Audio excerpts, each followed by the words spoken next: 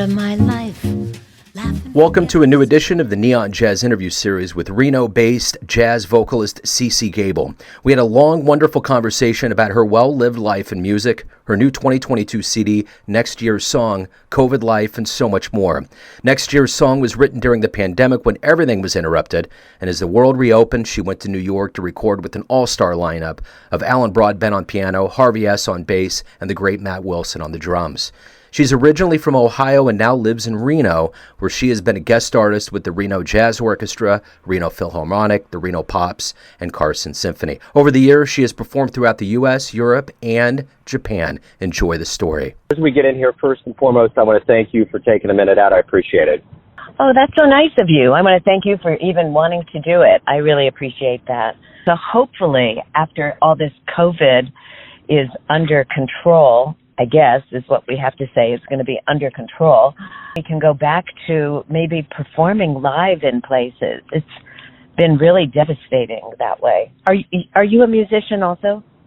No, I'm not. I mean, I can mess around a little bit on the drum kit, but I observe it from behind the microphone. Uh-huh. Well, So, that's good. Yeah. To have observers. What would we do without observers?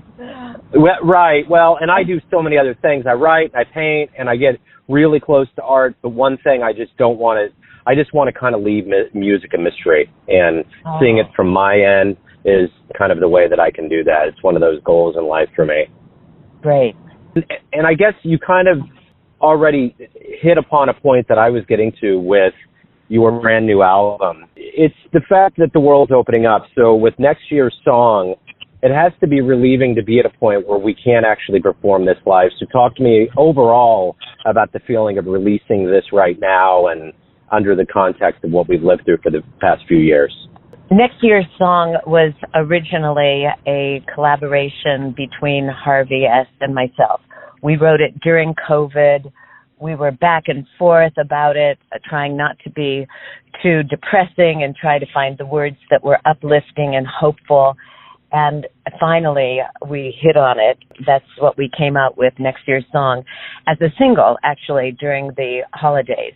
It did really well. We were very happy with it. Hopefully, it reached a lot of people in their hearts and minds, and that they have something to look forward to through music and expression and just being together, finding the humanity that we all missed for the times that we were in lockdown. So we titled our CD Next Year's Song with that in mind also. So it is the first cut on the new CD. So I guess the other part of this is that, you know, during this time of self-reflection and being kind of away from humanity for so long, what did you learn about yourself during this time that maybe you didn't realize before that will make you even a stronger person as you get out and promote this new album? That's such an interesting thing to think about, and I probably would not have delved into myself that much if I hadn't been forced to live in lockdown. I was surprised that I could maintain somewhat of a determined, positive attitude despite all the negativity, despite the tragedy. It did get to me. I mean, we all were appalled by everything happening to people. The image that I kept having were the two people holding hands in a hospital bed as they were both passing away. That was so hard to get out of my mind. But then, you know, the people who are on the front lines who were able to work through all of that with the determination that they had and the care for other human beings beyond themselves was really inspiring. What I gained for myself was to know that I have a community of people around me that are willing to help and that I'm willing to help in any way that we can help each other get beyond the scope of the tragedy, the relentless pain, that we are able to find support with each other, and that care and love that we have for each other is really there. It really came to the forefront so many times. You're originally from Ohio. Talk to me a little bit about your childhood, some kind of musical influences, and how this music became your life.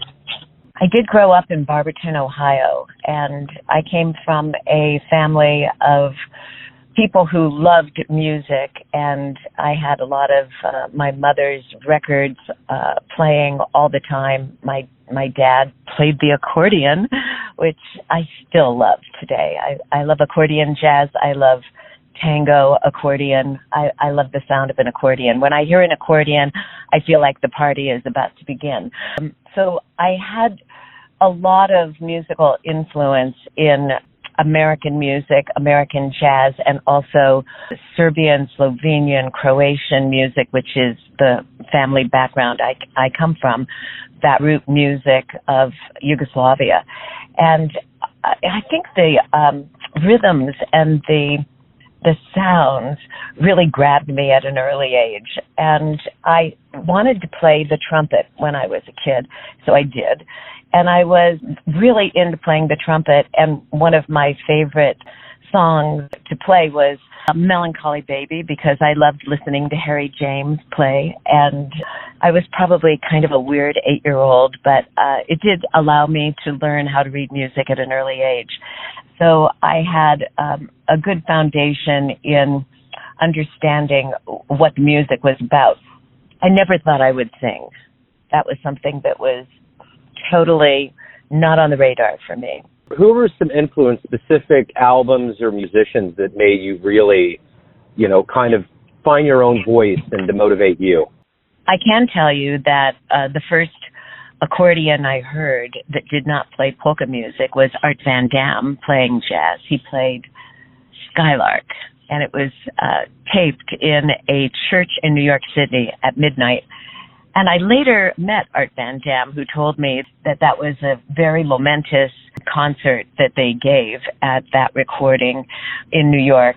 So I have to say Art Van Damme really was a big influence in jazz. And also I started listening to Wes Montgomery, loved his music. All the singers, Billie Holiday, Ella, I loved Betty Carter. When I moved to Reno from Vermont, I actually lived in Vermont for quite a while. I moved to Reno. There was a happening scene here. All the musicians were playing everywhere. They were show musicians who decided to stay in the Reno Tahoe area. And I would just go and listen to them. I knew all the songs.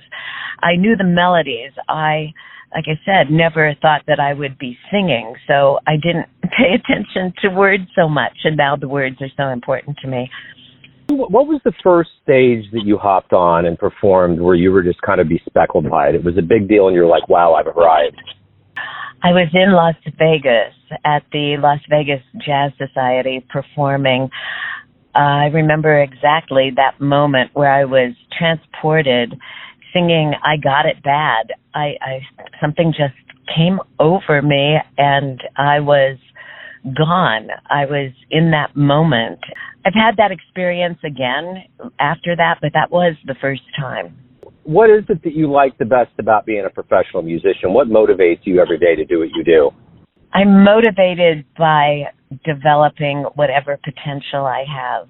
I'm motivated because I love the study of music. I love being around musicians, most of them who know so much more than I do. I love the camaraderie. I love rehearsal. I like creating. I enjoy that communication that we always have.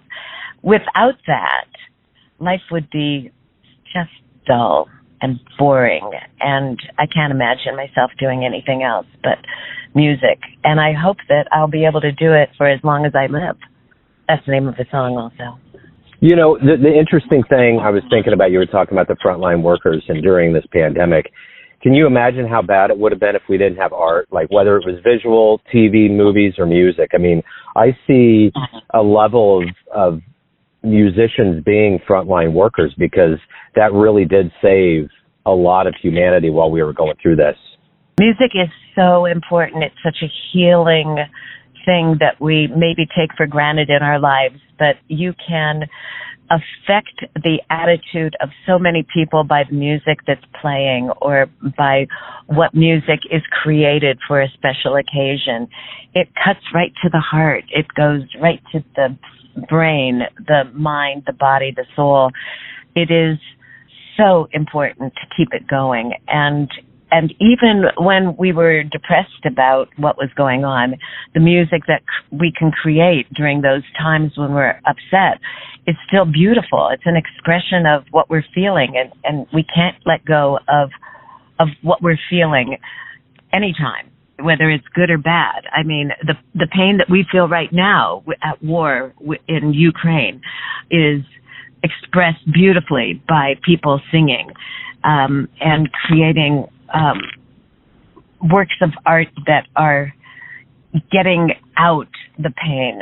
They're expressing the pain so that it doesn't stay inside. I think it's so important to have that self-expression in like you say, painting, writing, music, whatever it is that you're doing to express the soul is so important to help other people understand that they can do that too.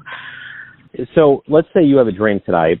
You run into the younger version of you around the time that you were getting ready to head out to be a professional. And you could give yourself, your younger version, one piece of advice based on what you've accumulated with your wisdom over the years. What would you tell your younger version?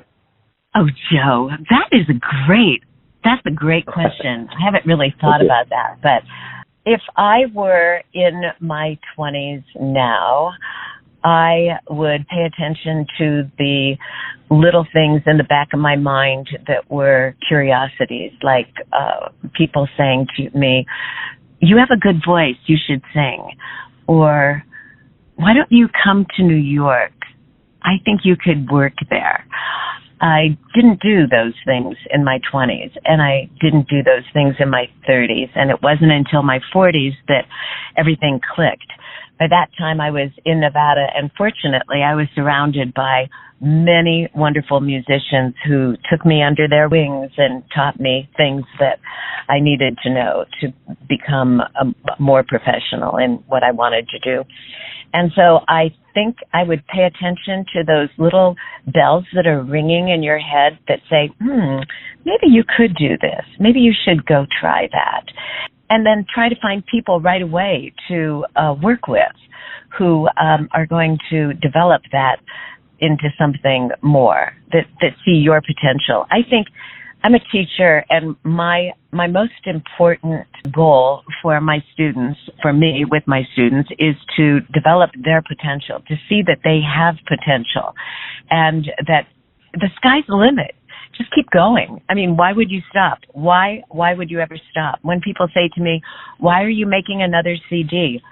I'm like, well, because I love the music and it's fun and it creates a new version of something that might be considered something that's already been done, but with a twist, you have a new version of it. I like that creativity. I like developing creativity. I like being in a situation where new things are happening all the time, and that always happens with music.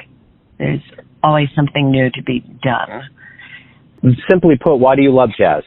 Jazz for me is the opportunity to be creative and improvise on old material to bring it to a new sound. I think about this a lot because sometimes I listen to music and right away the rhythm doesn't appeal to me, or the energy of the music is not what I want to hear.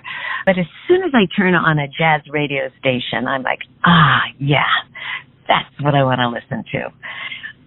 And form and improvisation that appeals to me when listening to jazz.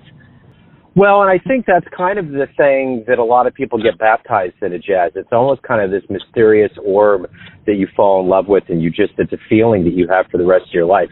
If you love it and you hear it, it instantly soothes you and makes you feel comfortable on this planet. Yeah, that's a good way to say it. Yes, exactly. Is Thank there you. anything you want to ask me about any of the songs or the arrangements or any of that? This is the thing I try to do on my podcast. With my interview series, I like to approach this as though you're on a jazz set and you're doing a gig, but I like to get to the heart of the person. So I do have one more question for you, and I guess I got two. Ultimately, what do you hope the listener gets from this album? What do you want them to feel from this artistic expression? Well, these songs are all songs that I love, and I'm pleased that the arrangements are different from the way you may have heard them before. That is a big comfort to me, because I think taking these beautiful songs from the American Songbook is important because it's our history. It's what we came from musically. Broadway produced these songs, and jazz musicians were able to create new sounds from these songs. And I love that feeling when I listen to these songs. There are some songs like Two for the Road. I think it's very peaceful and a song that I enjoy listening to. Beautiful bass solo by Harvie. The instrumental solos are all gorgeous. There's a song, the song Moments Like This, which I did with Alan Broadbent, was a totally magic moment. It was supposed to be a trio, and it was just a song that we went in to run through because we hadn't done it. And it was the first take, it was the only take, and that's the way it is on the album. Moments Like This. Beautiful, beautiful playing, Alan. You know Alan Broadbent. Yes. Yeah, he's done so much, and he's so artful in his approach to music. That was a moment for me that I really enjoyed. And I think that really kind of cuts to the core of what music is. It's like it gets to your heart, it gets to your soul. I know I keep saying that, but that's really what it is. I'm not a singer who goes over the top. I don't have a lot of pyrotechnics. That's not my way of singing. I'm more, quiet. I'm a quiet person in general, but singing is very meaningful to me, and that the lyrics are important to me, and telling the story of the song is important to me. So I hope people enjoy the story of the song and the beauty of the music. So my final question to you is this. Everyone has a perception of you, your family, your friends, your fans, your students, but ultimately you live your life. Who do you think you are? I'm happy with who I am. I am a person who has worked very hard to develop my artistic side, which began actually right after I graduated from college. When I was in college, I thought it was important to be academic and to pursue these things that were along the lines of what everyone else did. But as soon as I got out, I went back into my artistic side, which is also in visual arts and music and dance. And so from that time to this point, I have steadily worked and studied and developed, again, what I feel is very important, to develop the potential that you have to do the best you can do in whatever it is. And for me, it's to develop my artistic side, and specifically music. That's my perception of myself, that I have been doing this for a long time. I'm very happy doing it. I'm happy to share what I've learned with other people, and to share the music that I've been able to create with other musicians. I would say I'm basically a happy person. I can see that. Absolutely. CeCe, thank you for opening up. This has been wonderful. Great to get to know you. Thanks for opening up about your life and music and the new album. I appreciate it.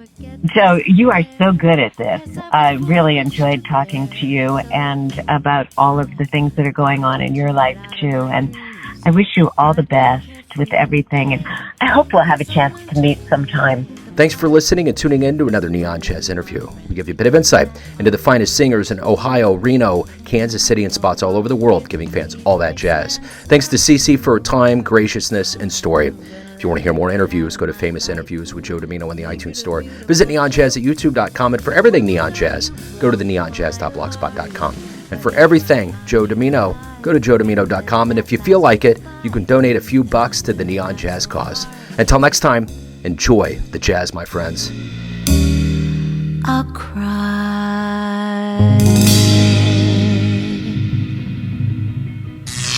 Neon Jazz.